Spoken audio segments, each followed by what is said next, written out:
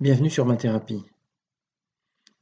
Dans une troisième vidéo, dans le chapitre portant sur les intégrales définies, nous allons revenir sur une méthode d'approximation de l'aire d'une surface en travaillant cette fois-ci non plus avec des petits rectangles, mais avec des petits trapèzes verticaux.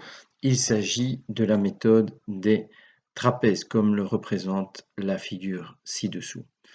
Alors commençons par un trapèze, comme nous l'avions fait avec les rectangles. Dans ce cas-ci, puisque la fonction est x carré sur 4, et comme cette fonction passe par le point 0, 0, le premier trapèze choisi est au fait un triangle rectangle. Nous l'avions déjà vu dans la première vidéo d'introduction, l'aire de ce triangle rectangle, base fois hauteur sur 2, vaut 4 fois 4 sur 2, c'est-à-dire 8 unités d'aire. Cette première approximation avec un seul triangle, donc un seul trapèze, est relativement grossière, puisqu'on voit quand même une grande partie de l'aire recherchée en excès en choisissant un seul triangle. Donc il est à noter que la première approximation est strictement plus grande que la surface, l'aire de la surface que nous recherchons. Donc en retravaillant avec cette fonction x carré sur 4, entre 0 et 4, nous recherchons l'aire qui se trouve comprise entre la fonction, deux droites verticales qui ont pour équation x égale 0 et x égale 4, et finalement l'axe des x. Nous pouvons effectuer une subdivision en deux trapèzes qui ont des largeurs identiques de 2, et donc on pourrait avoir une meilleure approximation. Donc le premier petit trapèze, c'est un triangle rectangle, son aire c'est 1 fois 2 sur 2. Pour le deuxième trapèze, donc rappelons la formule pour obtenir l'aire d'un trapèze, donc c'est la grande base qui vaut 4 ici, plus la petite base qui vaut 1 en se plaçant x égale 2, fois la hauteur de ce trapèze, 2, le tout divisé par 2. On obtiendrait ici une meilleure approximation de 6 unités d'aire. Alors, si vous avez suivi la première vidéo, on obtenait déjà la même approximation lorsque l'on travaillait avec deux triangles. Le problème, c'est quand nous sommes passés à 4 triangles, puisque les triangles intermédiaires avaient un calcul d'aire beaucoup trop lourd, beaucoup plus compliqué. Ici, on note que l'approximation en augmentant le nombre de trapèzes va s'approcher de l'aire recherchée. Donc, S2 est plus proche de S que de S1.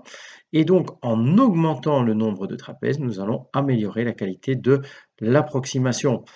Notez quand même que les approximations vont être plus précises, mais elles seront toujours supérieures à l'aire de la surface S à cause de la concavité de la fonction f de x.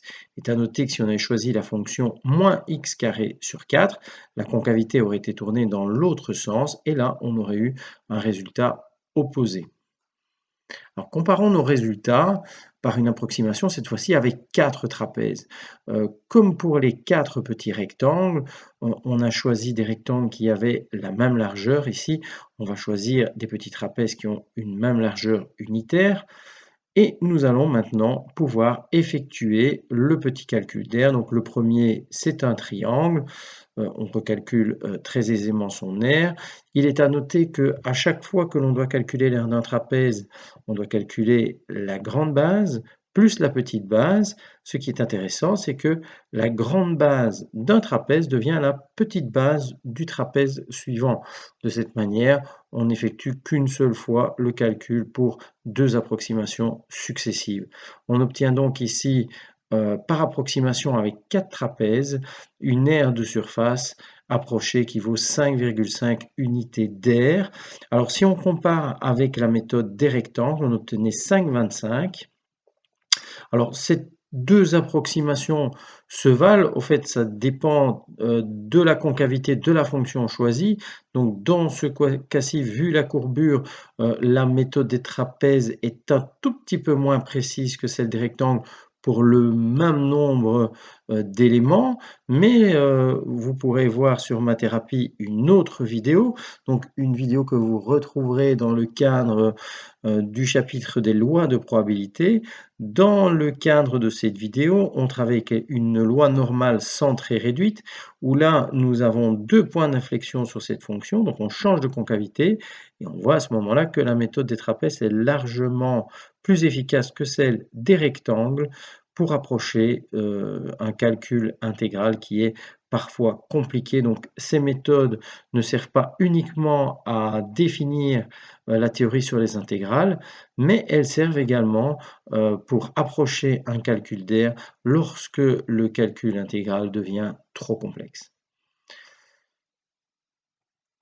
Alors, en poursuivant nos approximations, que l'on travaille avec les rectangles ou les trapèzes, quand on travaillera avec une infinité de rectangles ou de trapèzes, on obtiendra, l'aire de la vraie surface. Le calcul intégral nous donnera, un vrai calcul précis de 5,33 et ce jusque l'infini, unité d'aire.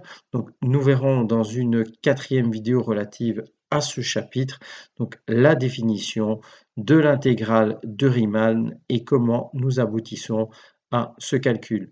Voilà, j'espère que j'ai été clair et à très bientôt sur Mathérapie.